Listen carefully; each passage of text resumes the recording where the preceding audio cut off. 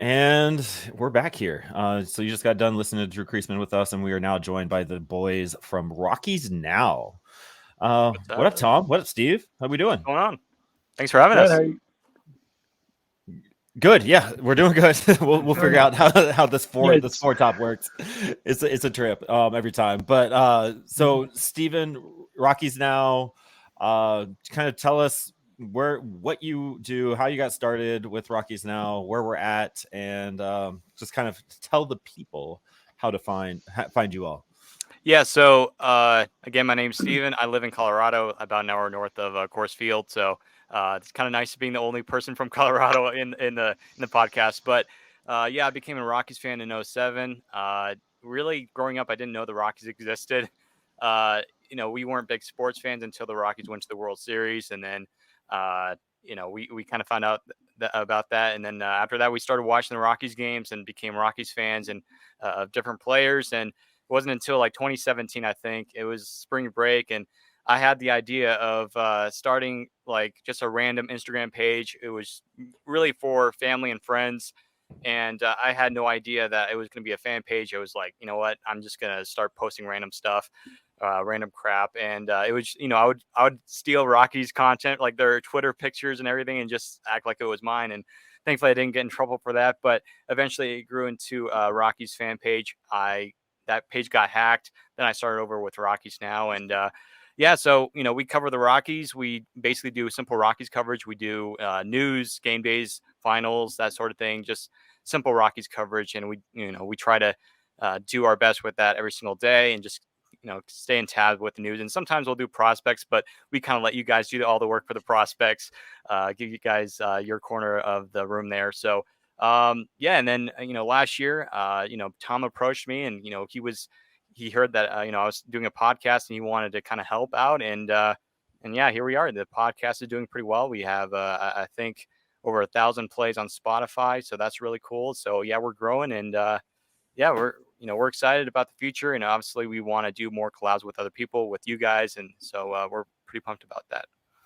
Yeah, definitely the leader in like the Instagram clubhouse. You guys are over there. I gotta ask did you become a Rockies fan after Rocktober, or was it Yeah, it like was after. Yeah, it was okay. 2007. I remember watching the World Series on the old antenna box TVs. Everyone knows what I'm talking about.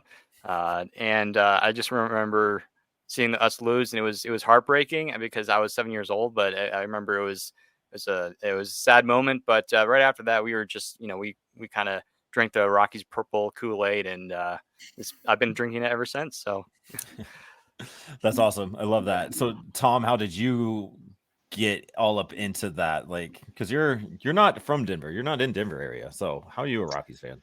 No, I live in Chicago. I grew up. My dad was a South Sider, so my first love of baseball was for the White Sox. That what has always been my team since I was 5 years old.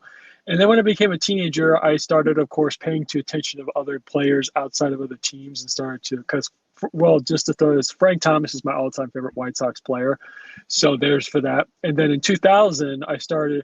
Well, actually, also one more backstory. I've been going to the state of Colorado since I was either 5 or 6 years old. I can't remember when the first time because I frequently sometimes go to a ski town called Telluride. Telluride's in the southwest corner of the state. I'm not sure if anybody is or isn't familiar with that. So, and then in the year 2000, after, of course, everyone knows about '98, the year of Sosa and McGuire, the summer where they had the home run chase. Then a couple of years later, as we know about Barry Bonds breaking it in 2001. But the year before that, I just became infatuated with this guy named Todd Helton. I was amazed at the kind of swing he had. I was always amazed at the kind of swing he had, how he was not he was not Barry Bonds, Mark McGuire, Sammy Sosa bulk size or anything like that, but he had a very good power swing, and he also hit for high contact. So he became one of my favorite players.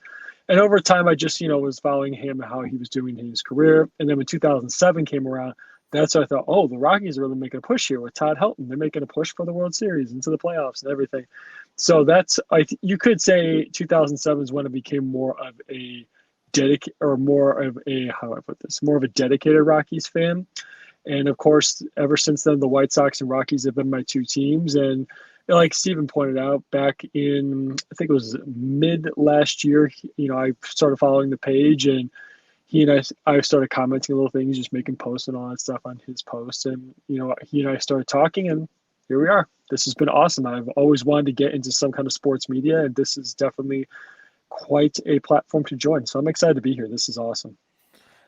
This is when the social media stuff works out the way it's supposed to work out. Like Mike reached out the same way you did, Tom. He's like, "Hey, I want to do some writing. Can I do it for you?" I'm like a sophomore in high schools, but it's fine, right? And so like yeah, send some stuff over. Let's figure out what we have. He's not that young, but that's the cool part about this and being able to connect with people and Rockies fandom and just doing all this stuff. And this is what social media should be. And we kind of talked about that with Creasman a little bit, like how it's just kind of negative, especially around the Rockies. And Tom, I'm sure you hear it with the White Sox and the Rockies. Each side is just it's terrible. And so like being able to connect and find some kind of conversation positivity is super important. It's pretty cool like that. So I definitely I get where you're coming from with that. So it's just fun. It's just a good time. So Todd Helton is your dude. Steven, who's your kind of your go-to Rocky when you like to talk rocks, so to speak? Well, I have a former one. Matt Holliday was the guy I idolized when I was growing up. Got his T-shirt and everything. I don't have that anymore, but probably Matt Holliday to start off with, and then it was, when Arenado and Story were here, it was probably Story. I know some people were like, "Why not Arenado?" I don't know. I just like Story. He was just that dude that could rake. He could play defense, and yeah, so it'd probably Story. But then right now it's just like, there's I like Bryant. I know that there's a lot of stuff going on about him, but I like Chris. So, but yeah, get things going. It was really Matt Holliday for me, I think. Yeah, that's a good one to have. Like you touched on play, like when you're growing up in 2007. All right, like Yeah. let's do this. Yeah. Matt Holliday is pretty much that guy. That Yeah. makes sense. I mean, you guys both came in when it was nice, like right, like October. We're all up in it. We had that nice little run there at the end of the 2010s. That was kind of fun. How are we keeping the positivity flying right now over on Rockies Now, so to speak? So Steven, I'll let you speak first, and then Tom, you kind of get share your how do you stay positive with all this negative around? Yeah, well, I tend to look things, on the positive side. I'm more of an optimistic person than I am a pessimistic person. That's a mouthful. Because you look at the prospects, the farm system. I feel like it's like overlooked, and not a lot of people know about it. And I feel like we're kind of in that stage where we were back in like 2015, 2016, where we're seeing some guys up here that are contributing, like Doyle, Jones, Tovar, who's going to be a stud. I'm really excited about the future, and I think yeah, the pitching, there's always got to be pitching, but I think it's coming up. Carson Palmquist, who we saw, in the first start of spring training, he looked amazing. I mean, it looked, a little bit like Kyle Freeland, a little bit, I guess. And then Joe Rock, I know he's been kind of hit around in the spring, but there's some pitchers coming up. Gabriel Hughes, he's obviously recovering from Tommy John's surgery, and then Angel Sevilli, however you pronounce his name. He's been perfect so far this spring, and I'm really excited about him. Jaden Hill, he's been good. So, there's some pitching coming up, and it's not that far away. And I think, Tom and I have alluded to on the podcast that Bill Schmidt has said that these guys are not that far away. And I think with the prospects coming up, that's giving me a lot of hope. But also, too, it's just like, some people might not like, hearing this, but, you go back to 2007 and, people think, oh, with Dick Monfort as the owner or whatever, blah, blah, blah, we're never going to be able to win. Well, he was our owner in 2007. We could have won the World Series. And so if it wasn't for Boston, thank you. I mean, we could have had a shot of winning the whole thing. And I feel like whenever we're bad, it's easy to point fingers at somebody, even if it's whether they deserve it or not. It's just everyone likes to point fingers. And I just feel like on our page for us, we wanted things, think things more positively and in a more positive light, even if, certain things happen. I don't know. But, obviously there's going to be times where there's going to be negativity.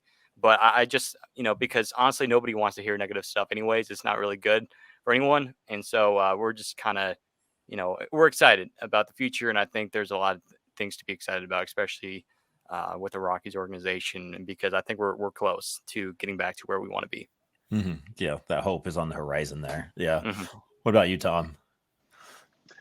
Well, let me see. I'll put it this way as a White Sox fan. 2005 was their last World Series championship. Prior to that, 1917. So I know what it's like to go years and years with hope, and then there's good years and bad years.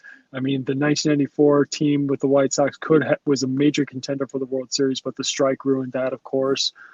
Ruined that possibility. Excuse me, not certainty.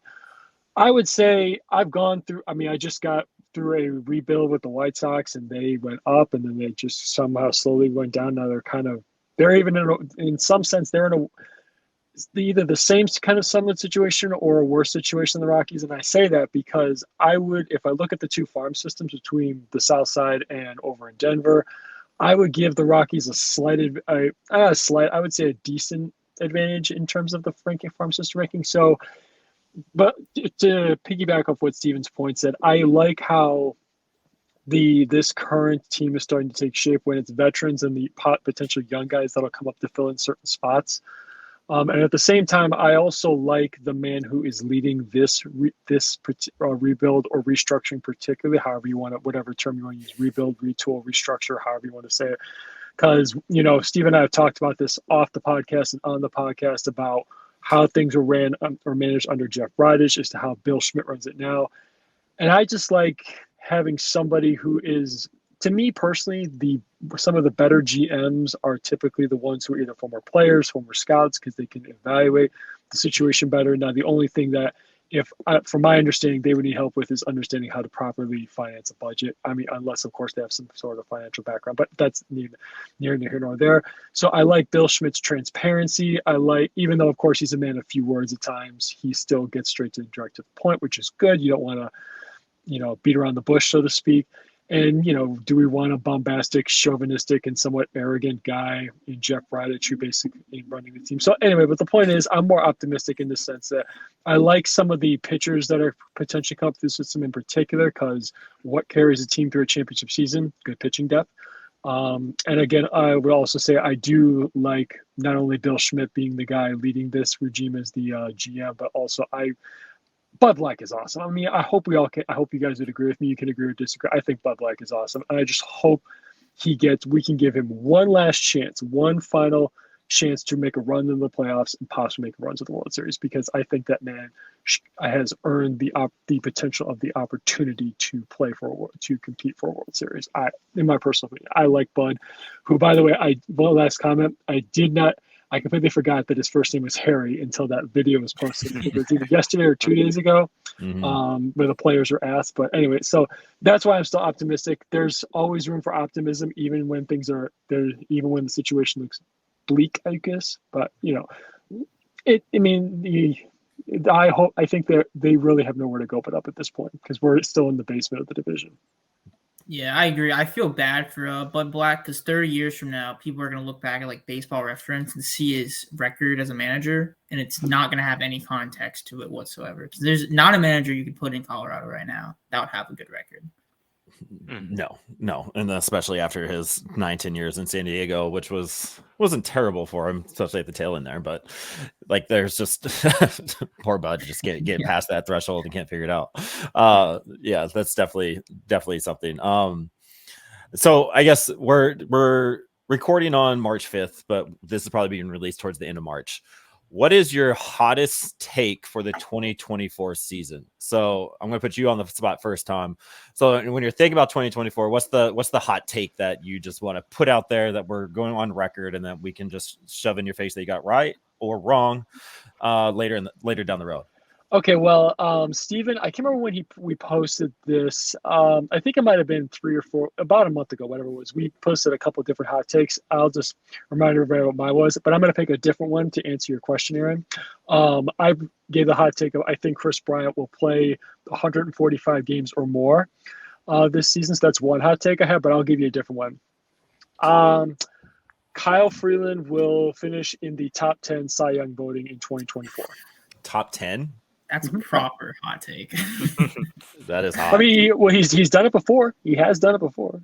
Mm-hmm. And it's not like he has done it before, believe it. I mean, people would say the 18 season, compare between that and Ubaldo Jimenez's 2010 season are arguably the two best seasons by a starting pitcher in Rockies history.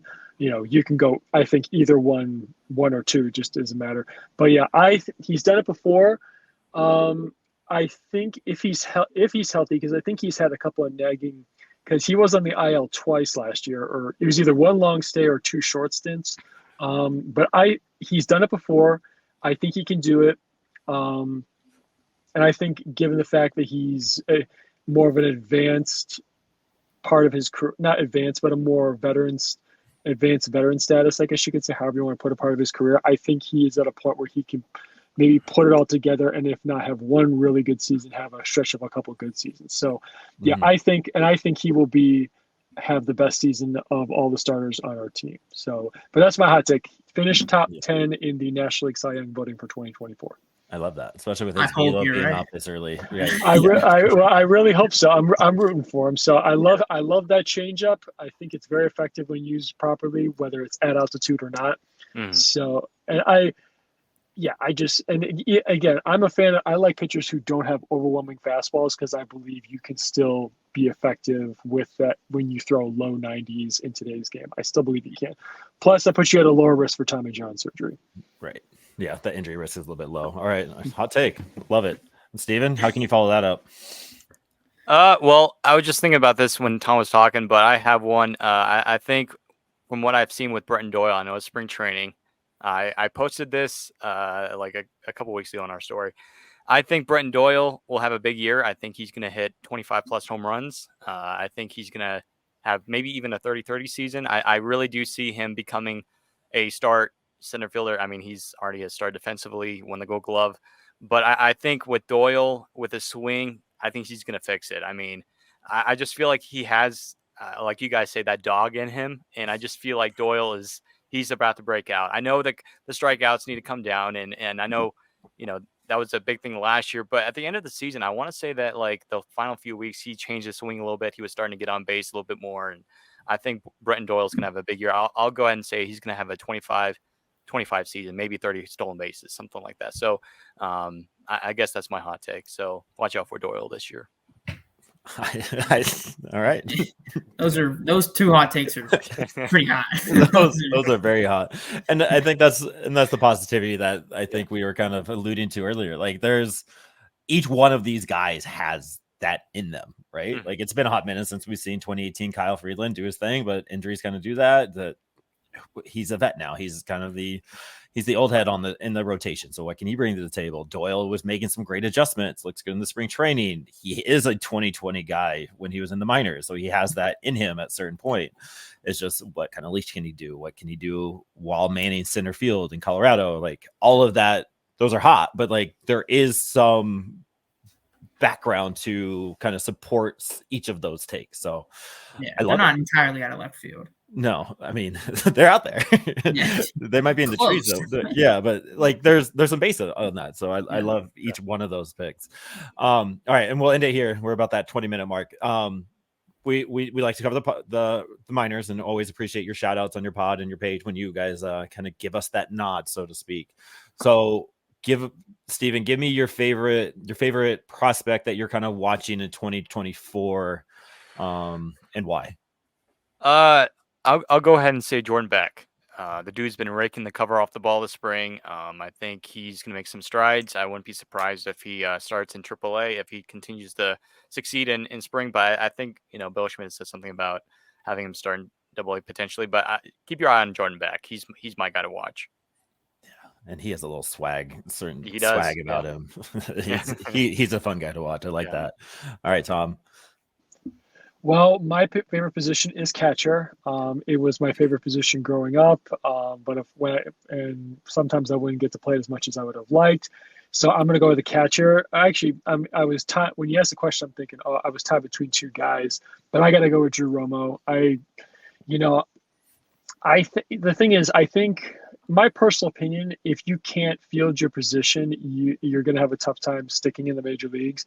And a catcher, I think that principle runs high because catcher is the most important defensive position on a baseball diamond. Ranked the top three. It is shortstop. It's shortstop at 3, then go center field and catcher. And I think Drew Romo is a very good catcher. So I'm definitely looking to see how he progresses not only as a catcher, but also offensively, because he had a pretty good offensive year last year. He went on that hot stretch. So I think, because right now I don't think they've been any 40-man roster updates. So I think the only catchers now are Diaz and Stallings on the 40-man. We talked about this previously. I think MacGyver might get added onto that as a injury backup, just in case something goes wrong. Because I think between those two, I think if you want to talk about who's ready for any kind of a promotion, I think it's MacGyver. But yeah, Drew Romo, I want to see how he does, because I think he'll be in Albuquerque as the everyday catcher, or I don't know, we'll see. But I'm very interested. I'm definitely keeping an eye on him for sure, because I think he has a future in the major. He has a potential future in the major leagues. Yeah, and the switch hitting piece of that, and then just everything. Every report coming out of spring training is he is a learner of the game. He's constantly trying to get better. Like, there was somebody, it might have been Freeland, who's saying he's just always talking and always asking questions. Like, he's always trying to get a little bit better, and he's doing bullpen stuff. And so there's something about Drew Romo that's it's going to hit and it's going to happen. And he went through his struggles last year. So he's a good one to watch. I love that. Yeah. So that's awesome. Appreciate both of you coming on, doing their thing, being part of this. So go find Rockies Now. Their Instagram is a solid one. Definitely a good follow. So if you're not following it yet, go find their Instagram. It's a good one. And go follow Rockies Now. Appreciate you, fellas. Thank you.